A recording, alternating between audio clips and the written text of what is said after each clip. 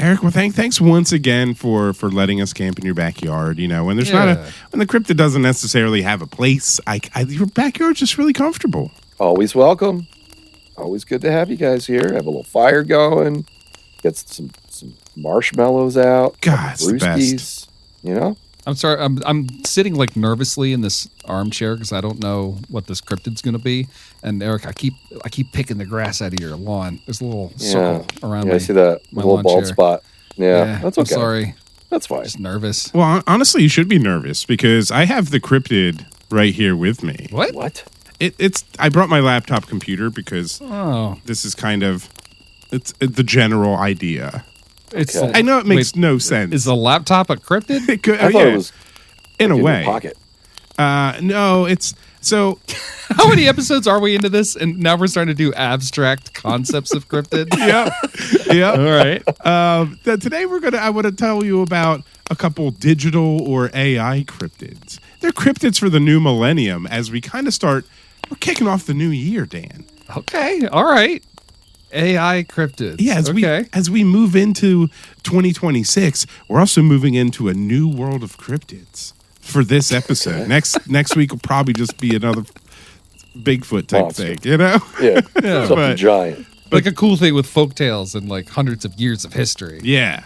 Not these two, because today I'm going to tell you about Loab and Crungus. All right, I'm on board. That sounds great. I mean, Crungus is pretty great. That's a good name. Yeah. These are names I would find carved under a desk in any grade school. Yep. Loab and Crungus. They have a heart Crungus around sounds like them. a rabbit that's like drunk. Well, you know what? We'll see He's what they wearing are. overalls.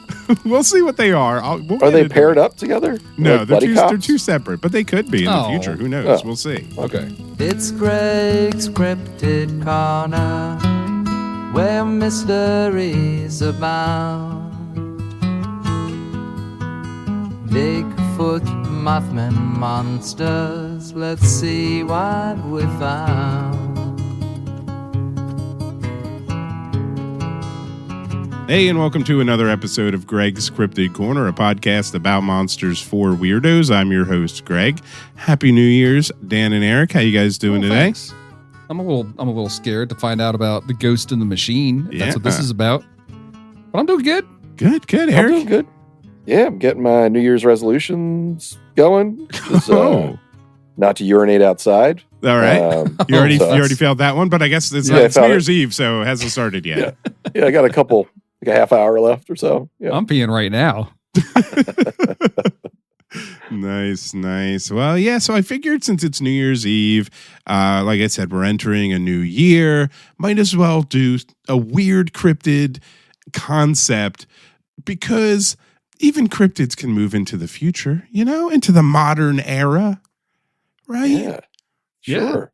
I mean, I'm Greg, can I be honest with you? Can we have an honest moment? Sure. It better be very nice, though. You're so handsome. I think my objective for this. Do you remember when we talked about the Pope fish? Yeah, and the sea right off bishop. the jump. Yeah, the sea. That's it. Yeah, wrong words, same thing. We get it. Okay. My first thought was like, do I want to eat this thing? And I listened to that whole story wondering how tasty would this fish be? Okay.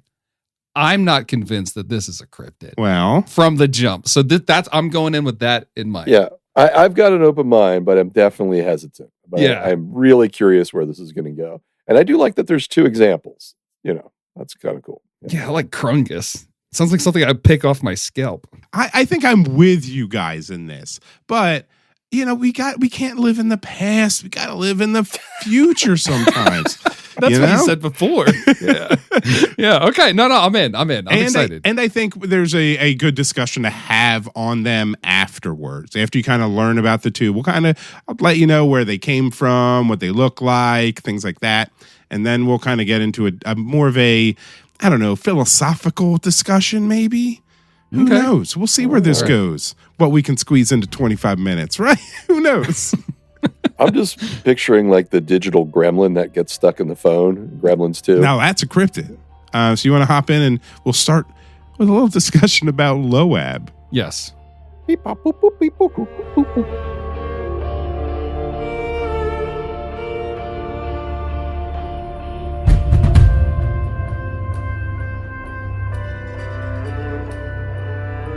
As we're moving into a new year, life itself is moving ahead faster and faster every day.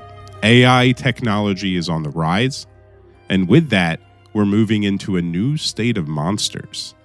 And we're going to talk about two of these modern-day cryptids that have arisen since the advent of AI. So first, like I said, let's talk about Loab. Loab is often described as the first AI cryptid because, like folkloric creature, she wasn't designed or named or invented in a story first. She kind of just emerged from the AI itself. And then people slowly started realizing that they were all seeing the same thing. Now, she was first documented in 2022 by Swedish artist Steph Maj Swanson while she was experimenting with diffusion models. While playing with a trick where you like ask the model for the opposite of a certain image, she actually was like asking for the opposite of Marlon Brando. She got a skyline image. And then she said, well, now I want the opposite of that. And this is where Loab started showing up. It was a very specific face of a strange woman. And it kept appearing again and again. You mind flipping that laptop around? I would like to see this. Yeah, you know what? Yeah. I'm intrigued. Yeah, since these are digital monsters. Here you go. Let me just turn it around here. And then this is beautiful Loab. Nope. What? I don't think I'm a fan. How would I describe her? Well, I would describe her as a middle-aged woman with pale or grayish skin. She changes not changes a lot, very distinct features. So she's got long, dark hair, like heavy shadowed eyes, red flushed cheeks. A lot of descriptions said like rosacea on her cheeks. Yes. And like a neutral or faintly strained like half smile. So smiling, not frowning, a little Mona Lisa. But yeah, like 50-year-old retired actress kind of looking. She's a little like Neanderthal-ish. Yeah. Yeah. So that was the opposite of a Marlon Brando opposite skyline. What? Also, is there like a stuffed like camel with a giant eyeball or something in the corner? Does it have a cast on its arm? Yeah, what looks like going on over there? Yeah, so that's just one of the images. This isn't the first Loab image. I'm not sure which one was the first to come out. Is that Crungus hanging out in the background? No, Crungus is different. Okay. So yeah, the Swanson who had found her in AI stated that Loab has a strong quote, "This person exists somewhere" energy, even though she does not. Like this was pure AI. And the more and more Loab appeared, the generated images where she became like she kept popping up in became increasingly horror focused. So it would be like kind of pictures of her around like weird kids, or like the backgrounds would be like really dark and often like weirdly violent. It was never pleasant, is what you're saying. Yeah. It was never like smiling, eating an ice cream cone at Disney World. Okay. Yeah. And the more Swanson would try to like tell the AI, like, don't include this woman in there. And it just kept doing it. Like she was not able to be removed from these like AI images that she was manifesting in. Wow. She's handed in like work for like her actual job. Yeah. Like, this is the plans for the new architecture for the new building. Just don't mind Loab shows up at like 5 different locations. Just read past that part. Yeah. Yeah. She looks like if you took every image of like an MLM person and smashed them together, you would get a Loab. Okay. I could see that. Yeah. The kind of Utah needy. I'm sorry, Utah. That's true. I would say like this was like 2002. My guess is it didn't say what she used, but it's probably like DALL-E or Midjourney. Or back then. It might have been Midjourney. Yeah. But the next cryptid we're going to talk about, Crungus, he definitely came from DALL-E. So Crungus emerged around the same time as Loab, 2002. And the story goes that comedian Guy Kelly, he would enter nonsensical words into DALL-E kind of just to see what it would spit out. And one night he entered the nonsense word Crungus, and he kind of let it roll. He went to bed and checked it in the morning. And DALL-E had spit out a grid of remarkably similar images of like a demon or an ogre or an orc type monster, despite the word Crungus meaning nothing at all, with no connection to a monster of that sort. So this like AI image generator, which has no concept of like, so Eric, when I mentioned Crungus earlier, one of you said like monster or some type of creature. But that's just what your brain thinks, but AI doesn't have a brain, you know? Right. So it has to connect to what the word like means. So it spit out this picture of like this creature has a bulbous, lumpy body, multiple eyes, misplaced facial features, ambiguous limbs coming out. Some look like they're vestigial or like fused to the body. Basically like a big orc or like ogre type monster. Love it. A lumpy demon is the mental image you're giving me. Yeah. Yeah, essentially. Yeah. Thinking of like something out of like The Thing or something. Yeah, show us that laptop again. Yeah, so I'll turn it around. Here's like some examples of Crungus. Oh no, it's a little more straightforward. Yeah, well, yeah. So there's like weird little. Dude, I see some Krampus in this. So that's the thing. They tested that, and that's what I was going to get into next. So people were like, "Oh, it's probably thinking Krampus, even though Crungus is spelled with a C. It's not really the same, but it's got the umps, like the us at the end." They tested it, and DALL-E had no issues putting out very specific Krampus images that looked nothing like the Crungus ones. Now, other people thought it was pulling from the Guar singer, Odorous Arungus.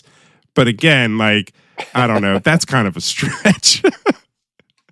Well, it's pretty consistent that he's just like skinny and shirtless. In each one, he's got no shirt. He's just got like a little nude, like diaper thing on. Like a, what do you call that? Like a hairy diaper. And it is pretty consistent that he's got like shocks of hair out the sides of his head and not really on the top. Yeah, so like that's the thing. Like it put together consistency when it had no like actual reference for what a Crungus was. That's where that's the weird part. So I love these. These are great. That top right one is freaky, man. Yeah, that's the most unsettling one. Yeah, coming out of the darkness, a little devilish. Like, yeah, that's cool. So why would I bring up these digital cryptids? I mean, to me, it's fascinating. But the concept of these cryptids being like a tulpa kind of thing, where it's being created with the connection of man and machine. Like you hear about it, and the more people hear about it, the more people believe in it, and the more real they become. But I think even more terrifying is the concept of the machine reaching into like the liminal space between dimensions that we're like not aware of and pulling these creatures from there. You know what I mean? Like strictly because Crungus means nothing. And it was like, here's this disgusting weird monster. Where did it get that from? I could just say chair and it will give me an image of a chair, and chances are the chair that it shows me isn't one-to-one exactly any other chair on the planet, right? But it would still look like a chair. A cryptid. No, it would look like a chair though. But Crungus sounds like something I would call a little scrunchy demon guy. But like we all immediately didn't think man. We were all like, it's like I thought it was like a drunk rabbit. But a computer would need a reference for that, right? Well, no, I think the computer, I could be wrong, but I thought the LLMs work on the signifying chain. They take like individual letters and words and they map them in like a 3-dimensional space. So like chair would have like wood or aluminum, like relating to each other, or glass, or like different materials. And then it would have like a solid body or a weight or like a basic form or a function. And then it would have like the sound or the meaning, like poetic meaning, or like all the different applications that a word could have. And then it just guesses at, given the context of the chain of words that you fed me, what do I think this particular chair would represent? It's not like creating something. It's just like mashing all that stuff together. And then it poops out a little, Yeah, it poops out a little turd, and like sometimes you can see the corn, and you're like, "Oh, that looks like corn." That's so lifelike, you know. Isn't that kind of what LLMs do? I thought I'm pretty sure that's what LLMs do. I'm not sure though. I thought it had to go through like reference images of like things labeled chair, and then it would create a chair based on what it is told is a chair. Well, I guess for image generators, tell me if I'm talking too much. For image generators, they start with like static field. They start with just visual noise. Like remember old school TVs when you would have static on? They start with that. And then it tells itself, it has a whole bunch of reference images that the reference images are labeled by humans. It will look at all these images and it'll look at all those labels. And then they're doing all that. The labels are the things that have all the mapping going on, not necessarily the images themselves. It's still looking at the English language or whatever language it's being labeled with. Yeah. And then it just it'll identify what is this like closest thing in the static that I can find to all these images. And then it refines the static and then it refines the static and it keeps refining static until it gets to like, I have McDonald's at home. And that's what the chair is a McDonald's at home. The AI gives you. Yeah. But it has a concept or it doesn't have a concept, or maybe it does. There is a concept of chair. Whereas there is no concept of Crungus. There's no image labeled Crungus until it created Crungus. Now Crungus is part of our world. Crungus watches you while you sleep. What if Crungus was created digitally, but somehow became an actual cryptid? Well, that's what I'm saying. Is that's what he's saying? Yeah. So that's what you're saying. Tulpa, you're saying there's a flesh. It's like there's another term like egregor, manifest, egregor, where it's kind of like something can manifest under the belief of multiple people. Like if enough people, if you clap hard enough, Tinkerbell will come back to life. That's kind of like what it is. I missed the flesh and bone part. I do. I like the concept like of all 9 Crunguses living at once, and they're all like they're like all dispersed. Like throughout the world or something, I mean, maybe Crungus is just a type of race, Maybe it's like top left is Jim the Crungus. Right. But yeah, I just find that just so I was reading something about like quantum computing, right? And I don't think DALL-E was working on quantum computing, but what if quantum computing is going down to such like a quantum level that it is pulling information from a space that we don't know anymore, like we wouldn't know. And it's pulling up these creatures and making them visible to us, and it knows what a Crungus is because it can go down to this dimensional level and is now introducing Loab to us and bringing me down and also up at the same time. It sounds like you want this to be. I think it sounds fascinating. Like you want to believe that it's really smart. I would like if Loab and Crungus got together. They started dating. Yeah. Aww. And they had a baby. Oh. What they call their baby? Lungus? Okay, Lungus. All right, I like this logic where if cryptids have kids together, do they have to name their kids like their couple name? Yeah, they smash Brangelina. Yeah, that's good. All right, Lungus. No, Greg, it sounds to me like you want this to be the case. I do want it to be the case. Yeah. Also, you can't forget that like whatever computer, like AI system you're asking to make an image, one thing it's not going to do, especially if you have one that doesn't have restrictions on it, where it doesn't do the annoying thing where it's like, that seems violent, I won't do that. No, if it's unrestricted, if you ask it to make an image, it's just gonna make an image. And just because it like produces something doesn't mean that something has any reason behind it. It's just spitting something out. Yeah, I get it. And I just thinking about the fun and the supernatural aspects of just everything in life is more exciting than AI is just in the general sense. We don't need AI in our refrigerators. We don't need AI in kids' toys. Yeah, did you hear about the kids' toys teaching kids how to make bombs? That's crazy. Don't do that. Bears with ChatGPT in them. It's so funny. Yeah. Yeah. But yeah, the concept of AI being able to reach other dimensions behind our back essentially is wonderful, and I really hope it brings the end of days. Wait, can I ask, Greg, so do you actually you think these are cryptids, like patterns and AI output?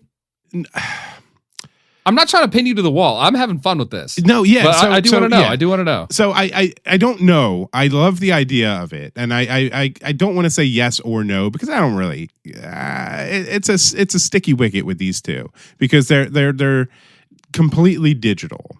I like theorizing around what they could be or where they could have come from, but again, it's more creepypasta vibes than I saw a Bigfoot walk across my backyard, you know? Yeah.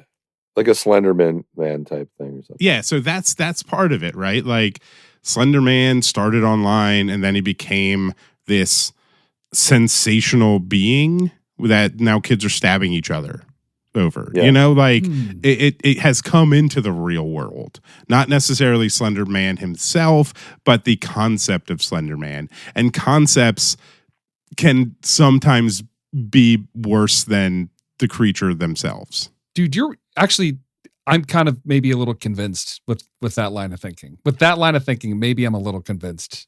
I could buy into this. And it's also just it's a little bit, I wanted to go a little bit different sometimes, right? I don't always just want to talk about a killer cat or something. Don't you ever defend your thinking, Greg. Don't you ever. This is your podcast. Like we did an episode on a real cow, and now we're doing one on digital cryptids, so it's fun. Yeah, no, that's good. I heard the story behind Loab is she sneaks into your house and gives you a stuffed camel that has a cast on it, and then makes you some pancakes. That'd be awesome. I'm into it. Yeah, like numerology is silly. Like on its face, I'm sorry if anybody is listening and they like love, if it's your thing, if it brings you joy and happiness, like go for it. I love you. I want you to be happy. Numerology is like silly. It's silly. But enough people think that numerology is important. Like the second that somebody changes their day-to-day behaviors or decisions based on this thing that they have locked up in their head, I think there is a sense in which it's not like Tulpa style flesh and blood, this fake thing becomes a real thing. But like I think there's a way to define quote unquote truth, like the subjective experience of truth, to say that for that person, numerology is true. Because it is beginning to impact the real world in material ways, even if it is self-imposed, you know? Because like you just start seeing patterns everywhere. And once that like creeps into your real life, okay. All right, Greg, I see your reasoning. We're creating new creatures with our brains and our fears. Yeah. I mean, some cryptids, the like my favorite cryptids are the ones that are the most outlandish, where I don't get caught up on could this be real, like an actual animal that like poops in the woods, and I get to just imagine like, oh, this is like a teenager didn't want to get caught sneaking out of the house to go mac with this girl, so he made up a goat that kicked a car or something. Like those are fun. I love those, and this feels closer to that, where it's like maybe it's where I don't want to give away our ages, but like maybe we're a bunch of like millennial boys talking about AI, this newfangled technology. And one of the millennial guys is like, what if this technology is closer to God than we are? Yeah. Because we don't understand it. Mm-hmm. Like that is kind of a folktale. And then it poops out monsters. All right. Okay. Yeah. I mean, this is, Dan, you and I have talked about like that TV show Devs before, where that's exactly like sort of the concept is like quantum computing becomes like its own like God figure, and you can kind of travel through time and all. It's a great TV show. It's an awesome show. Yeah. You go backwards in time and forward in time and different dimensions. Yeah. I kind of like the idea that AI created these things from inputs from the human experience, although there wasn't anything that ever actually existed as that particular thing. And now it's feeding it back to us. And if enough people then get a hold of that new idea, now when you mention that word, it's humans are imagining that very particular thing. You know, it's like this weird like loop. It's kind of freaky. It enters the realm of language. It becomes a thought that I can have. Right. Even though it didn't have a human origin. Yeah. Right. Yeah. It's like manifested in our minds now. Yeah. It's kind of cool. Especially Loab. Definitely want to hang with Loab.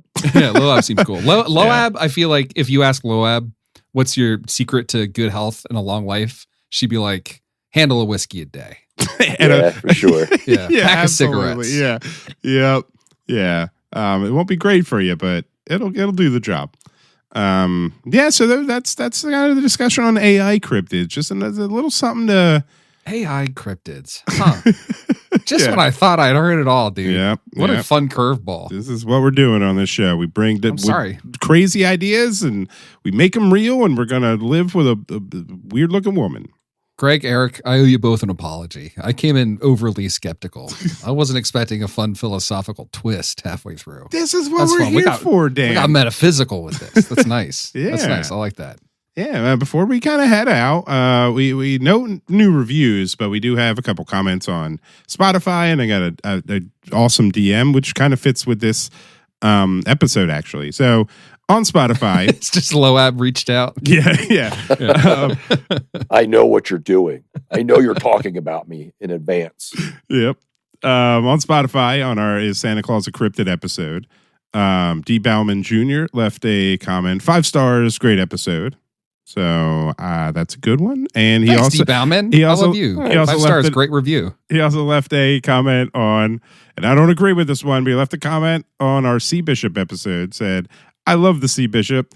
Also, do you guys know the conspiracy theory about LeBron and Kobe? You don't? You should ask Greg. Now, D. Bauman is my local bartender, and he keeps telling people that I believe that Kobe or LeBron had Kobe killed. And I was like, stop telling me. I don't believe that. That's the other GC. We GCC, Greg's Conspiracy Corner. We haven't started that one yet. Maybe in the future. Crazy conspiracies. So thanks, Dave. And our DM is from our friend Lisa. And she sent a DM saying 5 stars, no notes. You 3 are amazing. Then she goes on to say, Logan, who's her oldest son, Logan has one for you. He saw the boiled one in his room last night. It gave him sleep paralysis and told him, quote, even a mere fragment of a memory of your face will manifest into something much scarier in the future. Oh my God. As you said, do some research. And I looked up the boiled one, and it looks like the boiled one is a character from like an analog horror video series. Called Dr. Nowhere. But with I don't know that. Yeah, I didn't either. But he's creepy. What was that line that it said? I'm more terrified by the line than by anything else in this. It said, even a mere fragment of a memory of your face will manifest into something much scarier in the future. Oh my God. It's terrifying. That's great. Yeah. Logan, don't hang out with the boiled one. That one's it's a spooky boy. And that's if my son told me that something gave him sleep paralysis and said that quote, I'd sell my house. I'd be out. Yeah. I buy my son some noise canceling headphones and a sleep mask. Yeah. They're always taking a shot of whiskey or NyQuil before going to bed. Just knock him out. Well, he's young enough, right? NyQuil. Yeah, sure. Stick with NyQuil. That's fine. So Lisa, thank you. And Logan, I like that Logan listens to the show as well. It's great. Yeah. Hi, Logan. Getting young listeners interested in monsters. But that's a good example of like, here's this creature in a show or a video game that's now in the real world. It's now hanging out in Logan's room all the time. I'm really sorry about that, but that happens. That's creepy. Logan, It's not true. It's not true. You're a wonderful person, I hope. And you got the whole life ahead of you. And don't let monsters tell you otherwise. You know? You're not going to be terrifying. You're going to be loved. That's nice, right? Yeah. Just poke them in the boils. And they'll go away. Yeah. That's how you know he's a bad guy. He's lying to you. Yeah. Yep. Lisa, thank you for the message. Can we get some messages from people? I just want to know if the audience thinks that AI cryptids are cryptids, if they count. Oh, okay. You know? Yeah. Well, if you're in the Discord, like throw that in there. I am dying to know. Yeah, and you can get in our Discord through joining our Patreon. $2 gets you into the Discord. You can join us for movie streams. We do that probably at least once a month, maybe more. And for $5 a month, you'll get your name shouted out at the end of every episode. You'll get bonus episodes. You'll get the episodes released at least a day earlier. Oh yeah, that's been fun. That's been cool. Yeah, Dude, you're cranking these out, man. But yeah, the movie wise, like, yeah, we'll watch a lot of like cryptid focused like horror movies, documentaries. Yeah, maybe episodes of weird cryptid shows, similar maybe like Bigfoot. Bigfoot. We watch shows. Ghost Adventures. Can we have a night where we just watch like all three of us pick our favorite episode of Ghost Adventures? Oh, I love just that show. Yelling at the dark. Yeah. There's thick Jersey boys going through old houses. Yeah. Love that show. So we'll see where that's streaming and check it out. But yeah, so come on over to the Patreon and come watch weird stuff with us. And I do want to thank our Your Squonk level patrons, Amy's Birdhouse, Liam Neville, and Bridget. Thank you for supporting the show. Thank you. Mwah, mwah, mwah, mwah, mwah. Love you. Yeah, and as always, I'm Squonk, you're Squonk. Go Birds. So if I was to like if I said to you guys, I'm feeling schloopy today, tell me what you think I mean.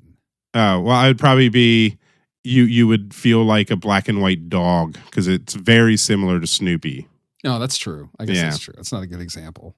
I was trying to think like what's a made up word that we can all just really use our imaginations and like conjure an image and then we just bake that into our language. Let's be AI. I don't know. It's so hard to do that, right? Like, what is a nonsense?